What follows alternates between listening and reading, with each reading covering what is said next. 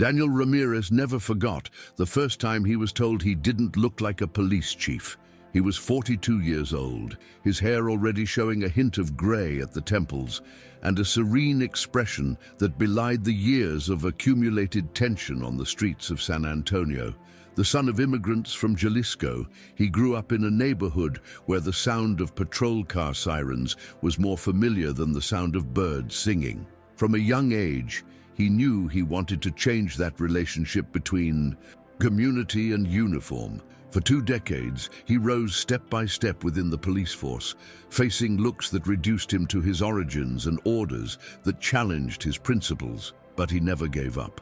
And when the city announced that he would be the next police chief, it wasn't just a personal achievement, but a sign that something was starting to move. That Tuesday afternoon, dressed in jeans and a gray shirt, Daniel went for a walk before his meeting with the mayor. He had no visible identification or badge, just his phone and car keys. At the corner of Commerce Avenue, a patrol car screeched to a halt beside him. A tall, white officer with a hardened expression got out. Blake Thompson. Without explanation, he asked Daniel to lean against the wall. "Where are you going?" he asked suspiciously. Daniel, surprised but calm, firmly replied that he was just taking a walk. Thompson didn't recognize him. He treated him like any other Latino who, in his opinion, might be in trouble. Daniel didn't argue. He just watched, because he knew that this time the power to change things was already in his hands. The interrogation lasted almost 10 minutes. 10 minutes in which Daniel, a decorated man, was treated like a suspect for walking in his own neighborhood. Thompson called for backup, demanded a search of belongings, and wrote down the fake name Daniel gave him at the end, just to see how far the abuse would go. When the officer finally left, Daniel remained silent for a few seconds, staring at the horizon as if confirming a well-known truth: the system was still broken. There was no anger in his expression, only an old-fashioned disappointment he'd learned to hide. He took out his cell phone, made a brief voice note with all the details, and continued on his way to the meeting with the mayor, as if nothing had happened. But something had changed.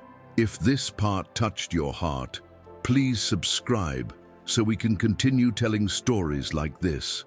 The next morning began with a phone call. Thompson had been involved in another incident. He had pushed and yelled at an African-American lawyer to prevent him from entering the police station to file a complaint against a colleague. When Daniel arrived, he found the lawyer visibly agitated and the officer justifying himself with the same old arguments. Security measures, internal procedures, suspicious attitude. Daniel didn't hesitate. He ordered a review of the security cameras, apologized to the lawyer, and made it clear in front of everyone that such behavior would not be tolerated under his leadership. Thompson looked at him with a mixture of disbelief and fear. He still didn't know that the man he had humiliated the previous afternoon was his new superior. The news that Daniel Ramírez would be taking over as police chief spread quickly throughout the city. Some greeted him enthusiastically, especially in Latino neighborhoods where his name inspired respect and hope. Others, within the police force itself, viewed him with suspicion. In more than one hallway conversation, murmurs were heard about the new chief who wants to clean everything up, or the Mexican who's coming to change what's working. Daniel knew this. He didn't expect applause or hugs. He just wanted results. And to do that, his first step was to review the internal conduct records. He wasn't looking for revenge, but for patterns. He wanted to understand the extent to which the intolerable had been tolerated. In his first meeting with the management team, Daniel was clear. "I didn't come to make friends. I came to restore dignity to this uniform." The words resonated loudly. Some challenged him with their eyes, others lowered their gaze. Thompson didn't attend. He was being summoned for a disciplinary evaluation, the third in less than a year. Daniel made sure the process was fair, documented, and transparent. He didn't want to feed the narrative of persecution, but he also wouldn't allow fear to paralyze his tenure. For him, leadership wasn't about punishment, but about correction. And if someone still had the potential for change, they would be given the opportunity, but they would have to earn it. Thompson's file was a portrait of impunity. Multiple complaints of excessive force, racist language, and an alarming tendency to arrest people without apparent cause, almost all of them from ethnic minorities. But it also revealed something more disturbing. His previous superiors had turned a blind eye, dismissing each complaint with empty excuses or bureaucratic justifications. Daniel understood this as a symptom, not an exception. Thompson was part of a system that for years had confused authority with dominance. The difference was subtle, but lethal, and that confusion had cost lives, trust, and the respect of an entire city. Before making any decision, Daniel wanted to listen. He summoned Thompson to his office, not as a boss, but as a man. He greeted him out of uniform with a coffee on the table and a neutral expression. Thompson arrived tense, expecting punishment, public humiliation, but he was met with questions.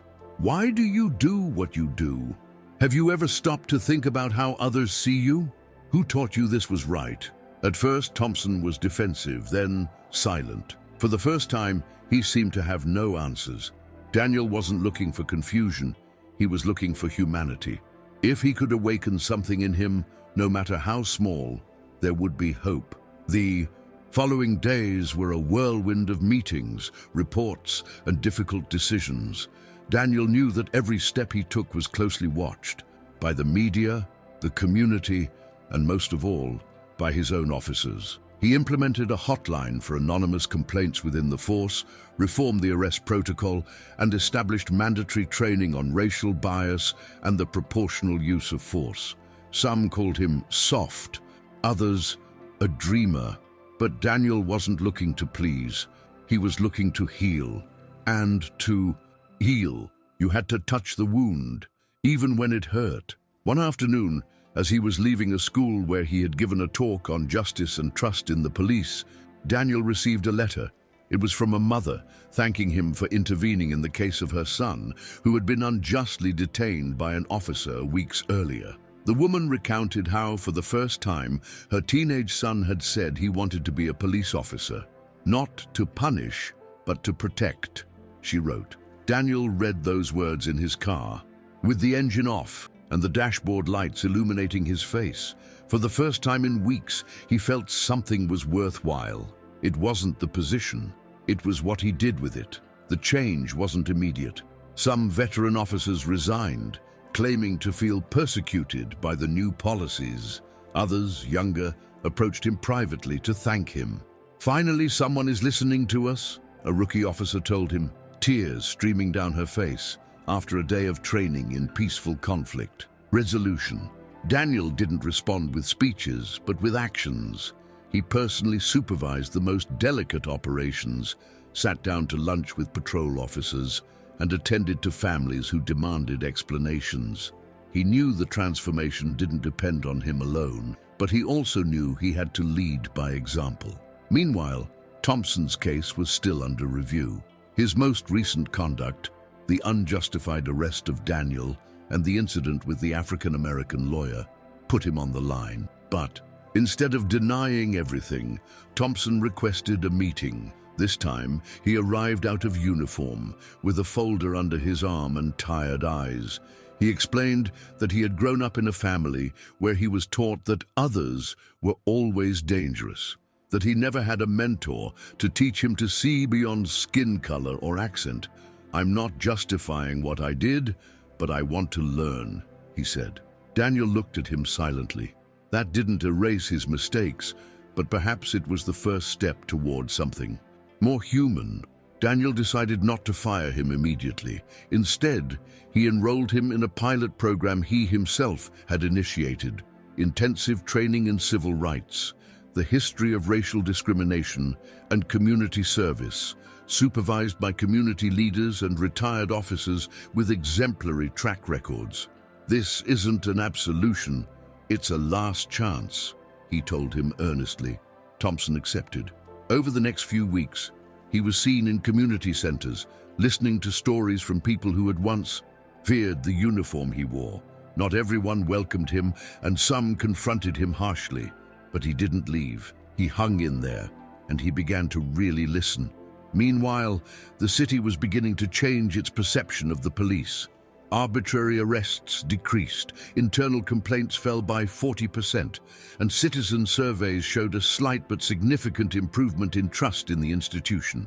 Daniel didn't publicly celebrate these numbers, but in the privacy of his office, he viewed them as small signs that he was on the right path. Every Friday afternoon, he gathered his closest team to review difficult cases and share experiences. "No one saves themselves here," he always repeated.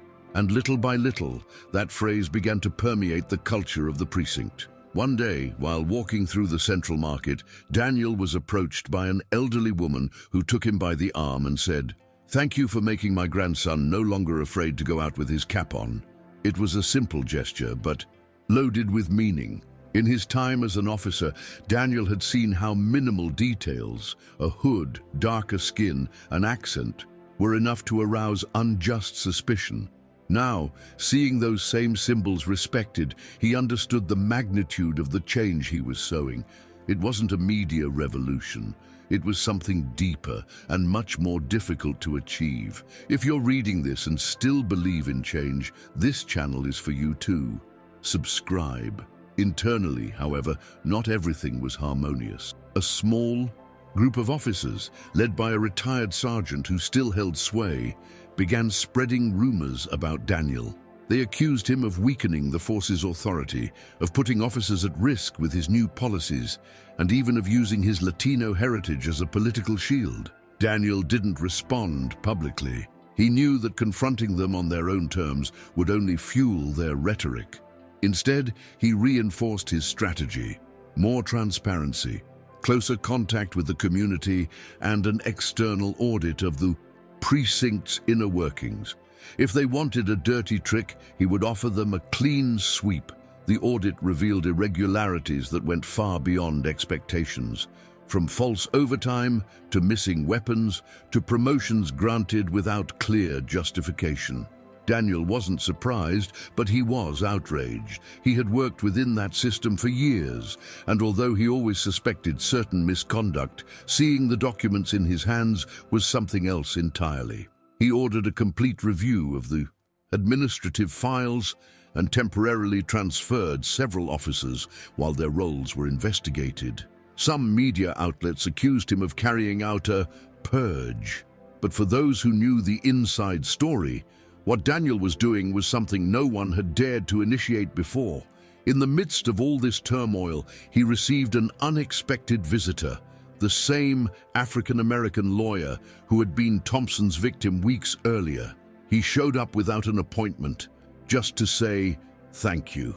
What you did. The day changed my perception, not of the uniform, but of what it can mean in the right hands," he told him. They shared a coffee in the small side room of the office, away from cameras and formalities. The lawyer told him about his childhood in Texas, his historical distrust of the police, and his desire to collaborate on civic education programs. Daniel accepted the proposal without hesitation. Perhaps reconciliation was not only possible, but also contagious. The joint initiative between police and community leaders began to take shape under the name Real Bridges. The goal was simple: to create spaces where citizens and officers could meet outside the context of authority. In libraries, parks, and cultural centers, dialogue circles were organized where both sides shared experiences, fears, and expectations. Daniel attended as many as he could, not as a leader, but as a participant, sometimes in silence, other times sharing his own experiences as a son of immigrants and as an officer.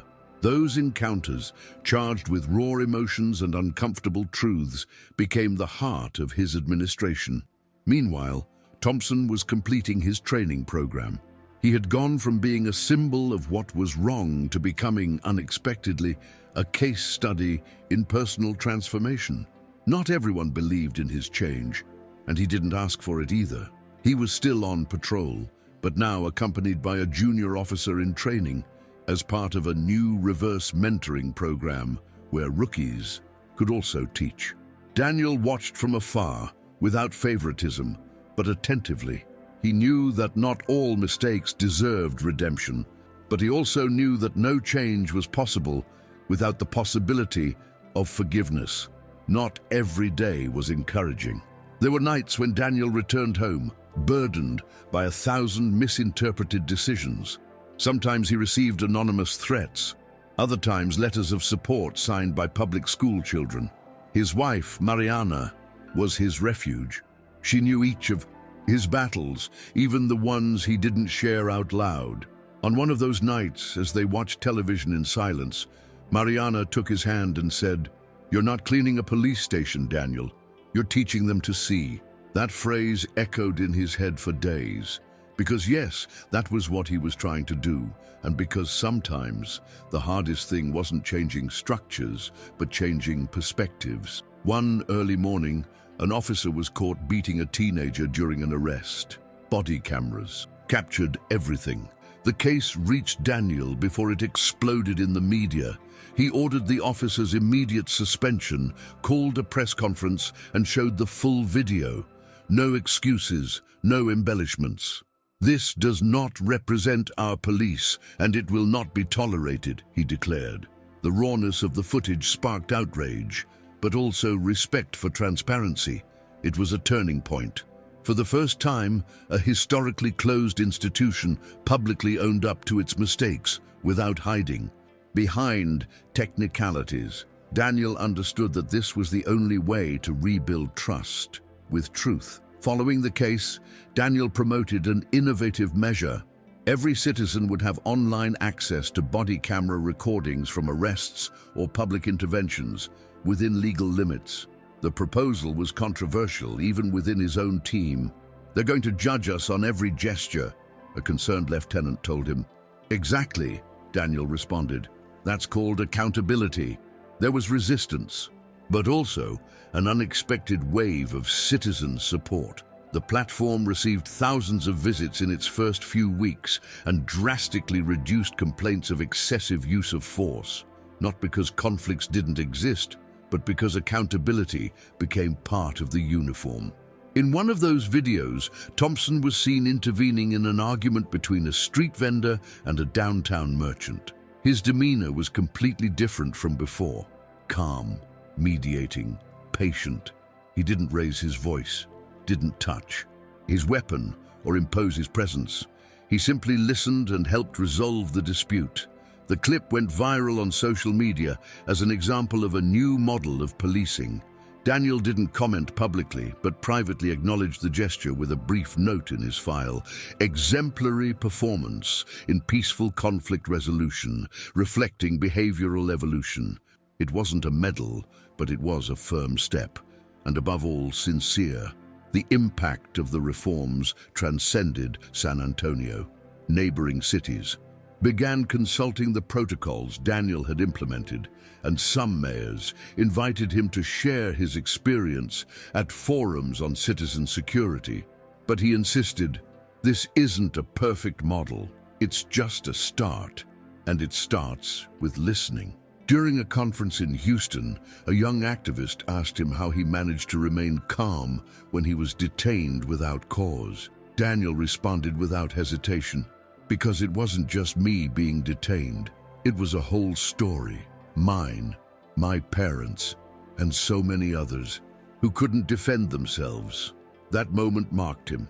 Upon returning to San Antonio, he visited the station where it all began, where Thompson had stopped him on the street like just another suspect. He walked alone, without cameras, along that same sidewalk. He paused at the exact spot, closed his eyes for a few seconds, and took a deep breath. It wasn't a symbolic act. It was personal, a way to close a cycle. Upon returning to the station, a meeting with new officer candidates awaited him. He looked at them carefully, one by one, before speaking. "If you come here to exercise power, this is not your place. If you come here to protect, you're welcome." No one moved, but many understood. Among the candidates was a young man named Andres, 22, the son of a Salvadoran nurse. After the session, he approached Daniel and shyly said, "My mother told me about you. She said that if I ever wore this uniform, she wanted me to do it like you." Daniel smiled, without grandiloquence, and replied, "Then start by listening more than you talk." These kinds of encounters were what gave meaning to the hard days, the sleepless nights, the painful decisions, because he knew that the true legacy wasn't the reforms written on paper, but the seeds planted in those who came after him. But the challenges continued. A group of officers disciplined for misconduct filed a lawsuit against the police station, alleging ideological persecution. The news generated media attention and threats of an internal strike. Daniel called a press conference where he didn't read speeches, show graphics, or defend himself. He simply recounted his experience as a victim of one of those officers and explained each measure taken with verifiable facts. It's not persecution, it's responsibility, and no one here is above that. His tone wasn't aggressive, but it was firm. That night, when he returned home, he found an anonymous note in his mailbox that read, "Go on, you're not alone." The following weeks were marked by external inspections and visits from human rights organizations that for the first time in years found no closed doors or evasive responses. Daniel opened his files to them, allowed them to interview agents, and invited them to attend patrols, not out of strategy, but out of conviction. "If something can't be shown, it shouldn't be happening," he repeated in response to each objection. The reports that emerged from these visits confirmed substantial progress in transparency and reducing abuses, although they also pointed out areas where much remained to be done. Daniel didn't deny this. He received the criticism as if it were a roadmap, because for him, improving wasn't a threat, it was a duty. Do you feel these stories are necessary? Then stay with us, subscribe and share. One afternoon, at the end of a particularly tough day, Daniel walked up to the mural painted in the police station's backyard, a work by neighborhood youth depicting unarmed officers embracing children, the elderly, and mothers. In a corner, almost hidden, someone had drawn a small figure with his silhouette and the phrase, "Commander Ramírez, you changed the way they see us." Daniel stood there for several minutes, alone, in silence. He wasn't looking for tributes, but in that instant, he understood that the change he had dreamed of was no longer a future possibility. It was happening, and it had a face, a name, and a voice in each of those strokes. Shortly after, an open meeting between police officers and citizens was organized in one of the city's busiest parks. There were no official speeches or stages, just circles of chairs under the trees.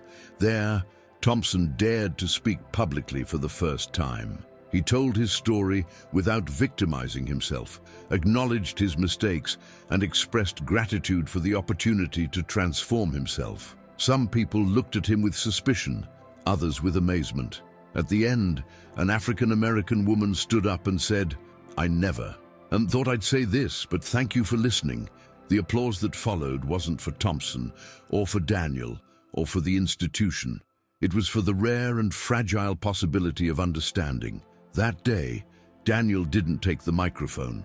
He walked among the groups, listened to stories, shared silences. For him, leadership also meant knowing when not to speak. As evening fell, a girl approached him with a yellow flower in her hand. "My dad says you're different," she said. Daniel accepted the flower and replied, "Your dad will be different too if he wants." It wasn't an empty promise, it was an invitation. Because in this new chapter for the San Antonio police, every gesture, every conversation, every decision counted.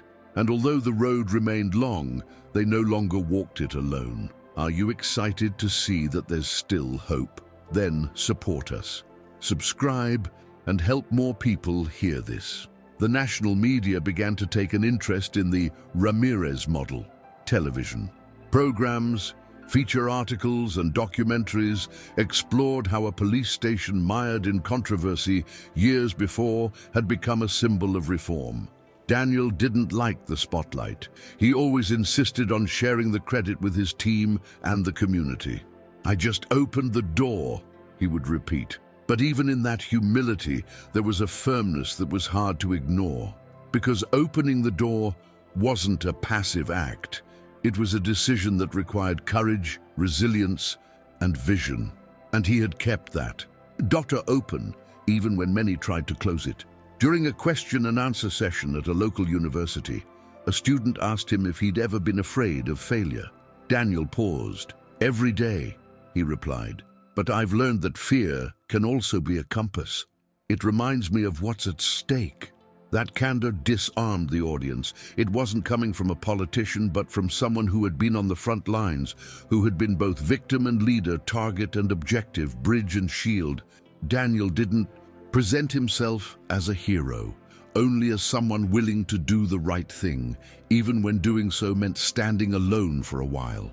As his tenure progressed, Daniel began to develop a new generation of leaders within the precinct. These weren't the most senior or the most decorated, but rather those with the sensitivity and commitment necessary to sustain change over time. He taught them that leadership wasn't measured by rank or years of service, but by the ability to listen, correct, and acknowledge mistakes. "Being a leader is easy. Being a leader, not so much," he said at every meeting.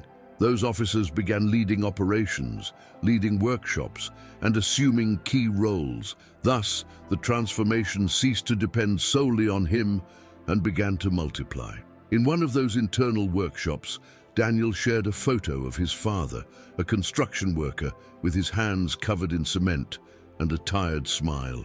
"He taught me that dignity is not in what you do, but in how you do it," he said to a room full of officers. Many remained silent, others lowered their gaze, because they understood that what Daniel was proposing was not just an institutional reform, but a moral reform. A different way of looking at others, of using power, of inhabiting the uniform. It was an invitation to reconnect with the original purpose of service, to protect without oppressing, to serve without imposing. One Friday afternoon, during a routine patrol, Daniel witnessed a scene that moved him more than any institutional recognition. A young officer was helping a homeless man carry his belongings while offering him information about a nearby shelter. There were no cameras, no witnesses, and no intention of showing off, just humanity. When the officer noticed Daniel's presence, he instinctively snapped to attention. But Daniel simply gestured with his hand. "Go on, you're doing well." It was in these small acts that Daniel found confirmation that something had changed. Not in the headlines, but on the street. That same night, back home, Daniel looked through old notebooks from his cadet days. He found a boldly underlined phrase: "Justice is not always the law, but it must always be the path." He was surprised to have written it at such a young age. It was as if he had known ever since then that one day he would have to face that dilemma. He closed the notebook, lay back on the couch, and stared at the ceiling for a few minutes. He had given his all. He had faced internal and external enemies, old prejudices, and new scars. But he had also opened doors, heard truths, and sowed trust. And now, for the first time in a long time, he felt at peace. As the months passed, letters began to arrive from other cities, parents thanking their children for their example, officers from other precincts inquiring about the programs implemented, students interested in interning in San Antonio. Daniel filed each of these letters in a cardboard box he kept in his office, not out of vanity, but for memory. "This reminds me why I started," he would say, when someone asked him why he didn't display them. For him, a true legacy didn't need a display case. It was enough that it continued to beat in the daily lives of those who chose to serve with integrity. One day, during a low-key ceremony, the mayor presented him with a medal for his transformative management. Daniel received it respectfully, but without grandiloquent speeches. At the end, he approached Thompson, who was among the attendees, and extended his hand. "Thank you for not giving up," he said. Thompson, visibly moved, only managed to respond, "Thank you for not giving up on me." That gesture, brief but loaded with meaning, closed an important cycle. Because in that story, there were no absolute heroes or villains, only people capable of change, of learning, of choosing another path. And that, for Daniel, was true victory. Daniel's close team, made up of officers diverse in age, gender, and background, began receiving invitations to replicate the work model in other jurisdictions. It wasn't an exportable manual, but it was a living testament to the possibility of exercising authority in a different way. At a strategic meeting, one of the younger officers commented, "I never thought I could feel proud of being part of this." Daniel looked at her and replied, "That's the first step toward making others feel it too."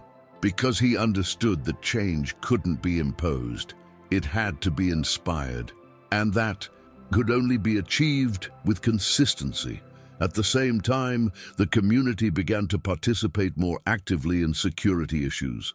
Neighborhood councils, neighborhood mediation groups, and youth violence prevention projects were created. Daniel attended each one as a guest, but also as an apprentice. He listened to the worried mothers, the frustrated youth, the grandparents who simply asked for peace on their streets. And he wrote everything down, every word, every idea, every complaint, because he understood that justice wasn't built from the top down, but from the bottom up, where real life took place. And the more the community became involved, the less room there was for mistrust.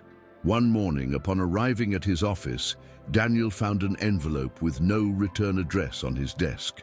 Inside was an old black and white photo, a group of newly arrived immigrants, including a boy with a serious expression. On the back, handwritten, it read, "My grandfather dreamed of a country where his grandson could wear a uniform without fear.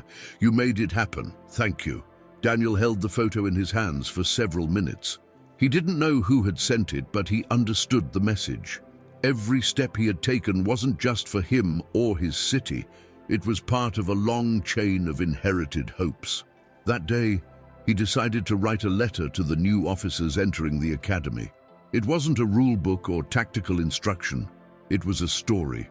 He told them his story, his mistakes, his doubts, and his lessons learned. If you ever feel the uniform weighs you down, and if you forget, find someone who can remind you, he wrote. That letter became a tradition. Each new group received it on their first day, and many kept it as a silent guide. Because at that police station, they were no longer just training police officers. They were training public servants with soul, with conscience, with purpose.